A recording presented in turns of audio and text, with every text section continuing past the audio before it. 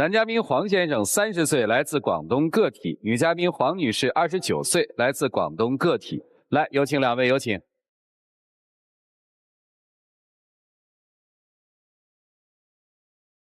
欢迎两位哈。结婚几年啊3年。有孩子吗？还没，还没有。正在计划。好，正在计划啊。对。还没呢。好，还没呢。对呀。哦，这么大的问题都没达成共识啊。其实呢，我觉得我妻子呢太强势了。哦，咋强势啊？脾气也比较暴躁啊。因为呢，有时候想去关心他的时候呢，却招来埋怨。他不理解你是吧？对对对。啊。就是有时候不关心他呢，他又说我对他不闻不问，所以我都不知道该怎么办。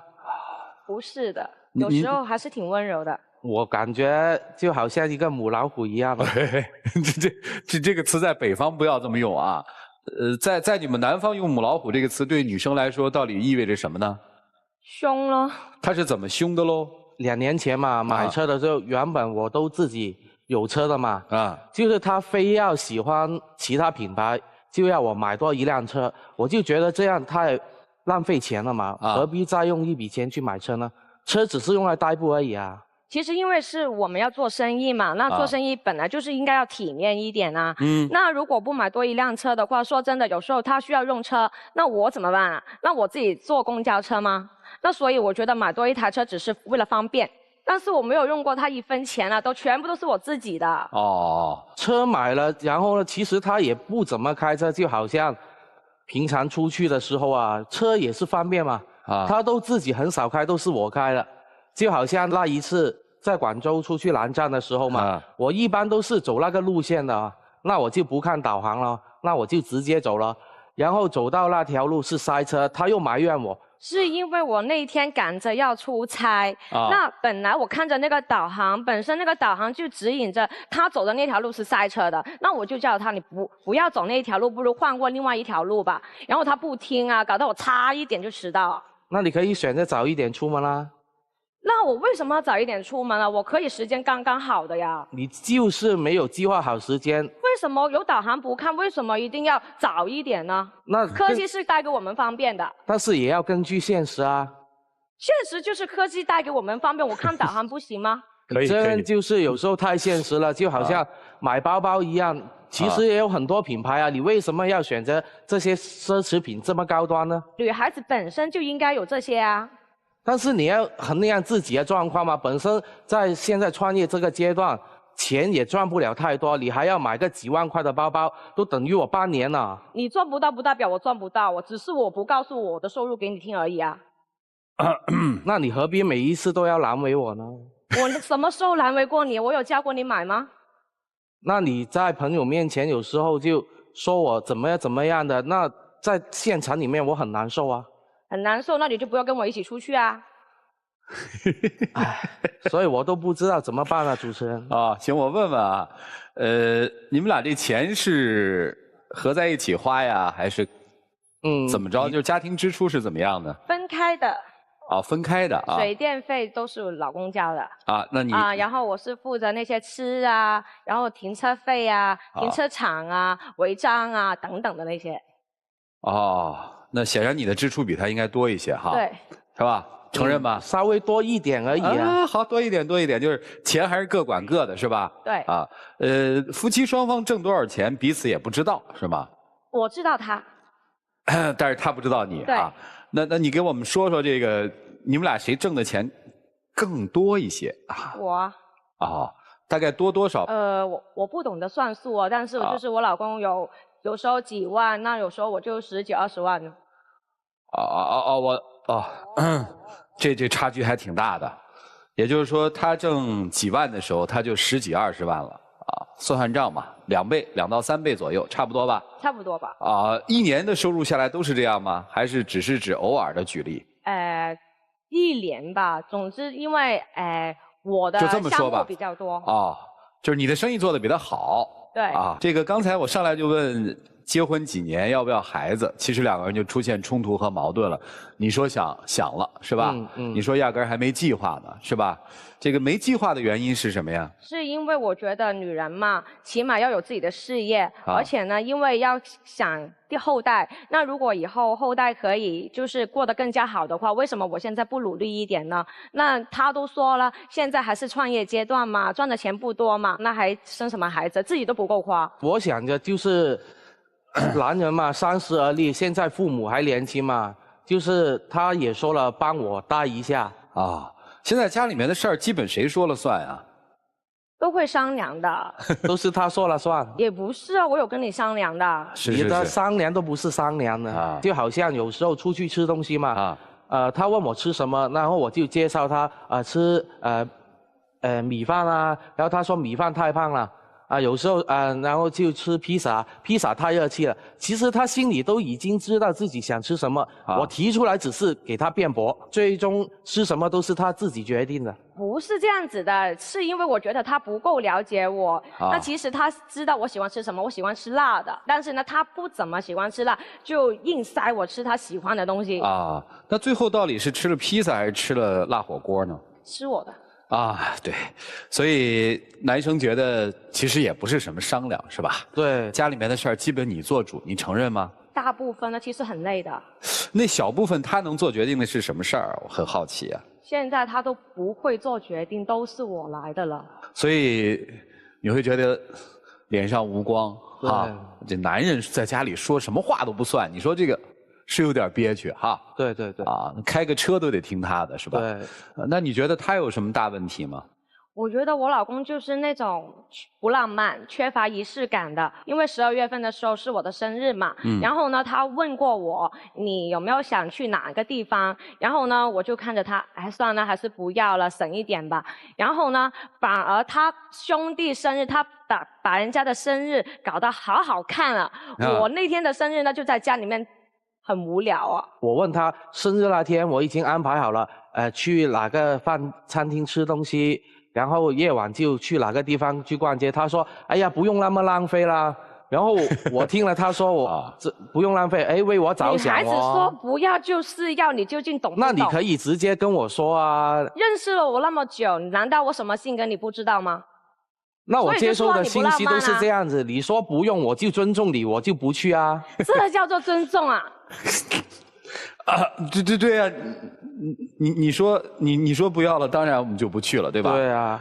因为你让我们导航开车，我们没导航你都生气了，对吧？对。我们要听太太的话，是不是这么想的？是啊。但是女孩子也有另外一方面呢。就是反正比较复杂，比较难猜哈。你们俩谈恋爱谈了多久结的婚啊？1年。谈了1年哈。小4年的时间也过来了哈。你一直强调说这个男人不了解你，对吧？那他有什么好吗？他都有的，就是起码第一就是对我比较专一一点呢，然后他有时候对我也是挺好的，只不过是我自己个人要求太高而已。他对你怎么好啊？好像我每次出差回来，他都会去东站啊，或者是南站，有时候在机场会接我的。还有就是有时候就是我没有空陪我爸爸妈妈吃饭的时候，或者是干嘛一些家庭聚会，他都会代表我出席，而且还帮我圆场。打圆场。对啊。除了强势之外，应该都还挺可心的吧？其实他是刀子嘴豆腐心，我明白的。其实我想他为我改变一下，就是平常对我温柔一点，多点问候。因为男人出去做事有时候真的好累的，我也回到家想得到他一些关心。其实我也有很关心他的那一刻呀，因为他什么事情都会放在脸上的。然后我感觉不是这么开心的话，我也会问一下他的。然后有时候他会选择说，有时候会选择不说，有时候会选择说一点又不说一点点。我就是一个没什么耐性的一个人，你说就说，不爱说就算了。还有就是在平常的生活当中，就是不是应该所有东西都是我来做主，其实我都很想他去做主的。不过他在他做不定主意的时候，他又来逼我做主哦，那所以我是没办法。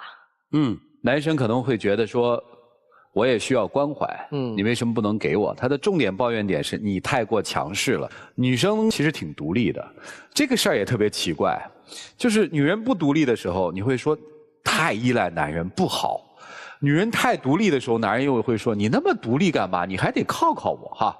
你要不靠我，让我觉得我也没有什么存在感，我也没有什么价值感。你们听听老师给你们的建议好不好？来，我们一起进入丘比特问卷。作为妻子的，今天在这样的公共平台，我看到你的冷，但是你的强势显现无余，痕迹明显。我可以断定，在家里，他的这一些词汇、语气，那更加的强势。我说的有道理。你刚才也讲了，你对他不满意的，到家里连主意都拿不定了。决定都不会做了，但你有没有想过，作为一个丈夫，他在家里，他拿不了任何主意，这是一种退化，这是一种麻木，再接下去就是一种冷心了。所以你在家里不但要做主，有时候也要民主啊。我经常说，女人在家里，你过度的强势，有时候真的好景不长。就像你在外面忙，你的事业比他出色，但是回到家里，外面的酸甜苦辣，甚至自己的有一些成绩，和自己的丈夫分享、探讨，甚至倾诉，对他来说就是一种尊重啊，他就是一种满足啊，他就有一种成就感啊。另外，做一个妻子的，多给丈夫一点面子，多给丈夫一点尊重。特别在你强势的时候，考虑一下丈夫的感受。好，谢谢博文兄。谢谢老师。来，于老师。一般来讲，非常强势的人呢，往往其实不够自信，他通过强势来去掌控一些局面，来获得安全感。在今天女方的表现，我看，她不是强势，而更多的是自信。她收入高，工作也独立。他对你了如指掌，从来不担心你，但是他什么情况你不是很了解，这就有一个风险，就是如果两人关系再不好的话，他可能会觉得你是不是不爱他了，是不是外边可能还会有别的人，连孩子都不给自己生。我问一下男方，恋爱的时候是你追的他吧？是。好，但是不是现在觉得好像没有追到的感觉？对。证领了，妻子也是我的。但是发现什么都是游离的，我抓不到。如果感情再恶劣下去，就有可能会觉得你是不是真的不那么爱我？从这个场上来讲的话，他爱你远远比你爱他爱的更多。其实你自信也没有关系，你收入高也没有关系，但是是夫妻啊，那因为你所有的自信，军功章有他的另外一半，那不是你一个人的自豪，不是你一个人的骄傲，是双方的骄傲。所以现在就不是一个人的事儿，是两个人的事儿。那你要注意一下他的感受。所以呢，通过今天的这个方式来讲的话，我觉得女方稍稍的回归到家庭当中一点来，停下脚步，回头看看那个一直爱着你的人，好不好？好，谢谢于老师。来，曲总，因为你听惯了说他说什么就是什么，因为你去争辩也没有用，所以说你已经疏于去关注他内心真正的想法。他跑得有点快，甚至于你都懒得去想，他挣多少钱呀？因为内心你对他是有信任的，你是爱他的，你觉得他挣再多钱也不会有什么别的心眼儿，所以说你懒得去关注很多的细节，包括他需要在某些时间节点要有仪式感的这种浪漫，你懒得去做，你甚至懒得去揣摩他的心思。我不相信你3年多的时间你不了解他喜欢什么事情，说我们要不要去办一生日 party， 你心里知道他一定是想的，虽然他嘴上是说我不想，你了解他的，你追他那会儿他肯定办了很多的那个类似这种仪式，他很开心的，对不对？为什么现在不愿意去做呢？为什么呢？因为你疏于去做，而且你愿意给朋友办了一个很好的生日，对啊，其实你是有这个心思的，但是没有用在他身上，这是他心里的不平衡。同时呢，他其实是很了解你，你挣再多的钱，我相信你也不会去乱花，也是为这个家庭去花。但你真正希望他做到哪一点，一定要跟他很充分的去商量，而不是通知。你也过于的懒，一种急躁的表现也是懒的表现。为什么？你懒得去跟他去商量、去探讨，你懒得听他说话，说直接就这么做了吧。所以说你疏于对他的一个沟通，其实这方面就会显示出你对他不够尊重，他会慢慢的，他就干脆得了，我就这样，你说了算吧。所以你们俩缺乏真正有效的沟通。所以说，尽快的坐下来，一起商量商量，我们中间出现的问题到底在哪儿。所以说，调整了自己的这个目标，达成共同的目标之后，你们的很多矛盾都会解决的。所以说，我不认为是强势与不强势的问题，一定是你们没有达成共同目标的问题，好吗？就这样。好，谢谢曲总。来，涂老师。女人如果要是太弱了，弱到完全依赖男人，男人是不喜欢的。女人要是太强了，强到不需要男人，男人也是不喜欢的。所以原则上来说，应该是人格上独立，情感上依赖。那这个分寸怎么把握呢？其实说起来也很简单，你可以强势，没关系，有很多女人是母老虎，但是这一辈子都很幸福。关键在于你也愿意把自己最脆弱和你自己的短处揭开来给对方看，这样的话对方会感觉到一种被信任和有价值。你看他在外面那么强又怎么样，他只愿意把他最暗的那一面展露给我看，只有我才可以给他这种安全感和抚慰，于是他就会感觉到我是被需要的。明不明白？明白。对于男人来说也是一样，弱一点也没关系，没有必要说男人一定比女人要能挣钱的，没有这个世间的道理。在很多家庭生活当中，男人就是弱，但是弱没关系，最关键的是在于当他把脆弱的那一面展现给你看的时候，这个时候我要强。我虽然没能力挣钱，我也没能力养家，我工作上也不如你，但是我能抚慰你内心的短处和你的脆弱，你明白吗？明白。所以我说女强男弱没有关系，很多阴盛阳衰的家庭过得很长远，但关键是在于真正强的那个人丝毫不吝惜展示自己的弱，表面上弱的人其实能够在关键的时候强，这才叫夫妻之间的取长补短。生活当中我们每次在因为矛盾或者一些事情的时候，我们总会发现夫妻呈现一种态势，就是一个此消彼长，你强了我就弱，你弱了我就强，这就是真正的夫妻过日子的相处之道，明白吗？就这样。好，谢谢涂老师。所以最后我们把4位老师的话总结在一起，基本上面会达成一个什么呢？在夫妻生活当中，坦诚是最重要的，要让彼此知道对方最需要的是什么，如果感受不到，说给他听。第二个是夫妻之间其实没有强弱之分，不要让这个性别的东西在这里面作祟。第3点，一段这个好的婚姻是需要把所有的心打开，让对方感觉到的。第4点是说，在一个家庭当中需要一个共同认知的目标，这个目标其实今天已经摆在这儿了，其实是摆在这儿了，因为你看，经济上，你干你的，他干他的，个人经营，对吧？生活里需要相互的温存和依赖感，这个都是需要的。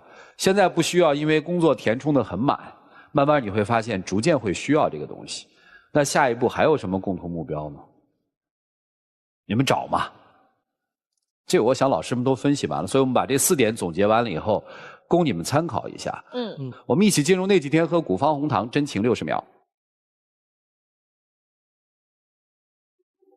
其实，刚刚老师讲完以后，其实我有反省过的。其实真正的强者就是你，不是我。其实我不是什么强者，我只是比较关心你，就是在平常的生活上，你是我的所有来的。所以其实在平常生活中发生什么事都好，我都体谅着你的。但是呢，我之后呢，我会负起我男人的责任，在你身边有什么问题我都可以帮你解决。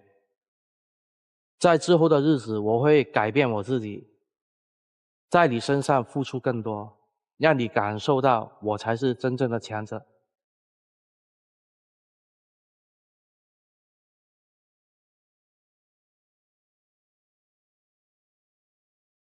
还哭了？来吧，看记忆箱里有什么记忆吧，请开箱。我不开了。为啥？因为我对我老公太了解了，他应该不会变的。那你呢？我要看。好来。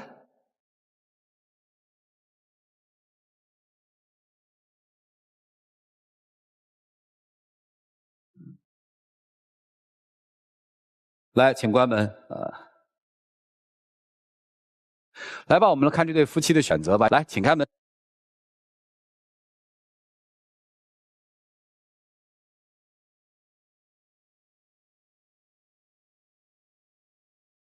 我就知道那是爱，不然来，这么快发现我正在将爱一点点说出来。哦哦哦哦，快乐涌上来。哦，来，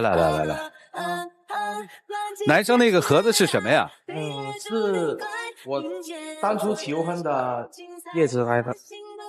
哎，你怎么把求婚戒指给他放进去了？因为那个时候是最感觉到幸福还有憧憬的那一刻来的，因为那一次的求婚是最有惊喜的，是在我没有任何准备之下，他约了一大帮的朋友去到别墅里面去求婚的。所以其实还有从另一个层面来说，人呢永远是希望要的越来越多越好。如果他不顾家，你们俩天天闹，哪还有什么心思想着惊喜啊？所以有的时候知足也会常乐啊，慢慢来吧哈，我觉得不错哈。来，有请我们的小花童，有请。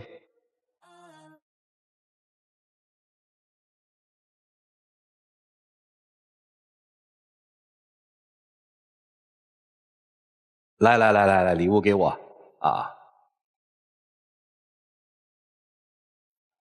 谢谢啊，请回啊！来，这个送给你们啊，谢谢。行，祝你们开心。谢谢。加油吧，来，好，请回吧。好，谢谢各位老老师。